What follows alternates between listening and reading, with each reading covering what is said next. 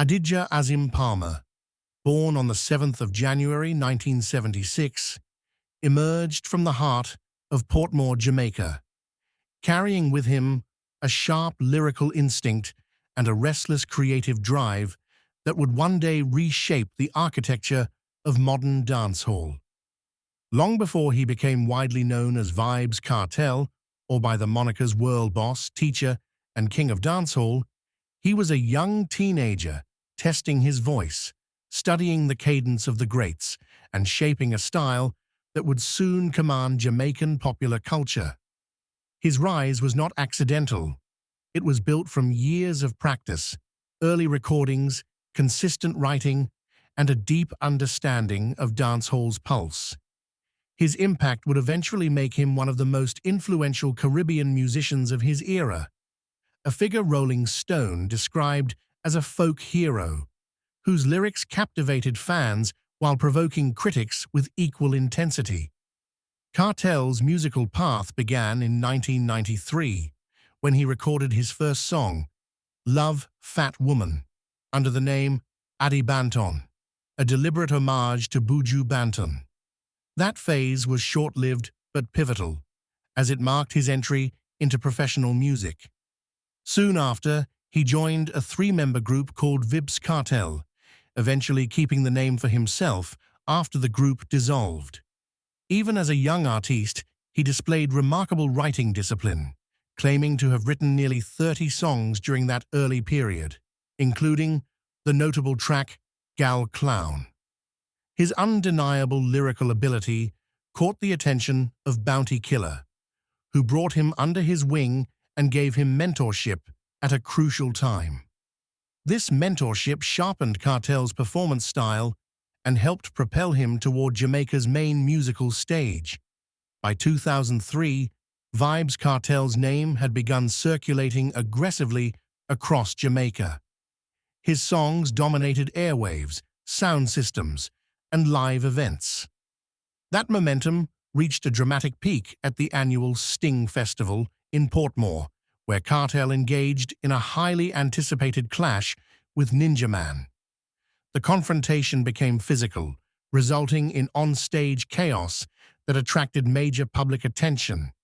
Kartel's crew and Kartel himself were involved in the conflict, but within days, Kartel publicly apologized, appearing alongside Ninja Man to settle the dispute and declare an end to hostilities. This incident, though controversial, cemented Kartel's place at the center of dancehall's most talked-about moments. Throughout these early years, Kartel worked closely with Greensleeves Records, releasing several albums including Up 2D Time, More Up 2D Time, and JMT, establishing his sound both locally and internationally. In 2006, he separated from Bounty Killer's alliance and then formed his own musical camp known as the Portmore Empire under his label Adidja Azim/Not Nice Records. This move ushered in a new era, as Kartel took on a leadership role, signing and developing rising artists such as Popcorn, Tommy Lee, Black Rhino, and Ja Vinci. For many of these young talents, Kartel's guidance became the launchpad for careers that would later define a new era of dancehall. By 2008, Kartel expanded his business interests, signing an endorsement deal for Vybz Rum with American businessman Corey Todd. Their partnership matured into a wider business relationship that produced Dagger and Condom and the widely marketed Street Vybz Rum. Todd also acquired the Asylum nightclub, which became the headquarters of their popular event, Street Vybz Thursday. Although the business relationship faced a temporary split in 2011, they reconciled in 2012 and continued their ventures despite Kartel's legal troubles. Kartel's career was controversial from the start, attracting scrutiny for lyrical content that critics labeled as vulgar or explicit. In 2004, his nomination for the MOBO Awards was withdrawn due to homophobic lyrics. Years later, he endorsed the Reggae Compassionate Act, signaling an attempt to shift his stance publicly. His music also challenged cultural taboos, particularly through songs discussing oral sex, a topic Rolling Stone credited him for bringing into mainstream Jamaican conversation. Some jurisdictions took firm positions. In 2011, Guyana's National Communications Network banned his music for what they termed obscene lyrics. The artist's long-running feud with Mavado became another defining chapter. The rivalry intensified after Kartel left the Alliance camp in 2006, sparking a wave of diss tracks and dividing fans into two major factions: Gaza, Kartel's side, and Gully, Mavado's side. The feud escalated to national concern, influencing youth behavior and even contributing to street violence. Jamaican authorities intervened in 2007, hosting a peace meeting between the two artists, but tensions resurfaced by 2008. The lyrical clashes continued until 2009, culminating in government and police mediation, including direct involvement from Prime Minister Bruce Golding. By the end of that year, the artists shared a stage at the West Kingston Jamboree in a symbolic effort to restore peace, though the rivalry had already left a lasting cultural imprint. By the end of the 2000s, Kartel was firmly established as dancehall's leading figure with multiple hit singles, including Romping Shop, featuring Spice, which debuted on the Billboard Hot 100. His track, Dollar Sign, gained major traction in the US, while Clark's became an international anthem, significantly influencing Jamaica's footwear market and dominating reggae charts for months. The success of Clark's, followed by its sequels, made the song a cultural and commercial milestone. Kartel continued innovating, launching his own shoe line Addies and producing cake soap branded for skin-lightening purposes. Despite criticism, his products attracted tremendous interest and public conversation. MTV's Vice Guide to Dancehall spotlighted Kartel, portraying his influence on the broader dancehall scene. He even launched his own reality show, Teacha's Pet, the first of its kind for a Jamaican dancehall artist, although the series was abruptly halted following his 2011 arrest. On the 29th of September 2011, Kartel's legal troubles took center stage when he was arrested for cannabis possession, followed by charges relating to the murder of businessman Barrington Burton. While he received bail for that case, another charge, pertaining to the murder of Clive Lizard Williams, kept him in custody. Kartel and his co-accused were additionally charged with attempting to mislead investigators after Vanessa Gaza Slim Sadler allegedly filed a false report claiming Lizard had robbed her. Kartel's trial faced repeated delays due to juror shortages, setting the stage for what would later become Jamaica's longest trial. He was eventually acquitted of the Burton murder in 2013, but his 2014 conviction for the murder of Clive Williams resulted in a life sentence with eligibility for parole after 35 years. In 2020, the Court of Appeal reduced the parole period to 32 years and 6 months, acknowledging time served prior to trial. Despite his incarceration, Kartel continued to release music, often with references to current events, though prison officials denied that he had access to recording facilities.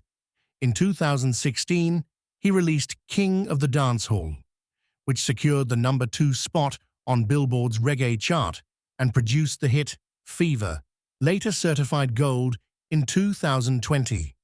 His subsequent albums To Tanisha, 2020, and Of Dons and Divas, 2020, continued his prolific output. Throughout this period, he maintained a loyal fan base that followed every release, reinforcing his dominance in dancehall even while behind bars. A major turning point came in March 2024 when the UK Privy Council quashed his conviction, citing juror misconduct. The case was returned to the Jamaica Court of Appeal to determine whether a retrial would occur. On 31 July 2024, the Court of Appeal declined to retry the case, referencing the passage of time, the complexity of rebuilding evidence, the cost, and Kartel's declining health due to Vybz's disease and other medical issues. As a result, Kartel, along with co-accused Sean Storm, Kahira Jones, and Andre St. John, was released after nearly 13 years in custody. Kartel's re-entry into public life coincided with renewed recognition of his musical influence.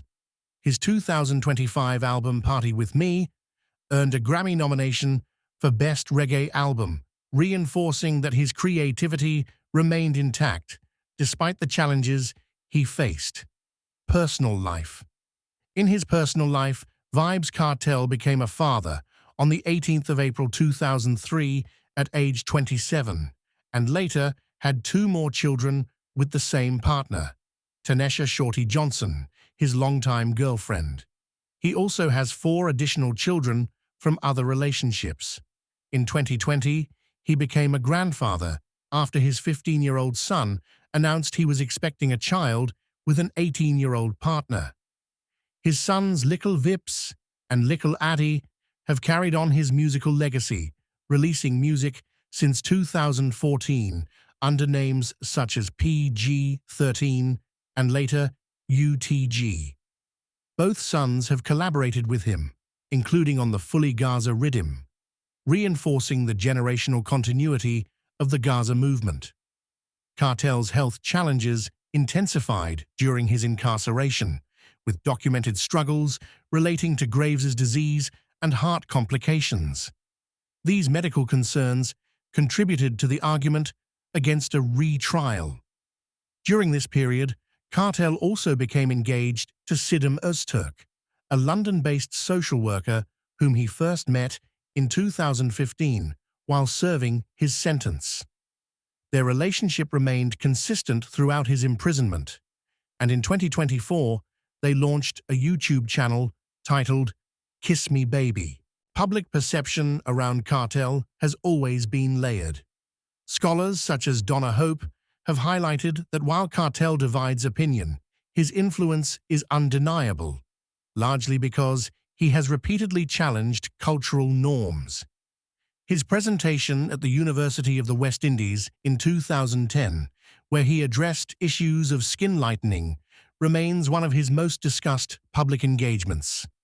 Kartel's philanthropic work resurfaced in 2025 when he launched the Adidja Palmer Foundation to support communities affected by Hurricane Melissa, demonstrating his intention to contribute to relief efforts in Jamaica following his release.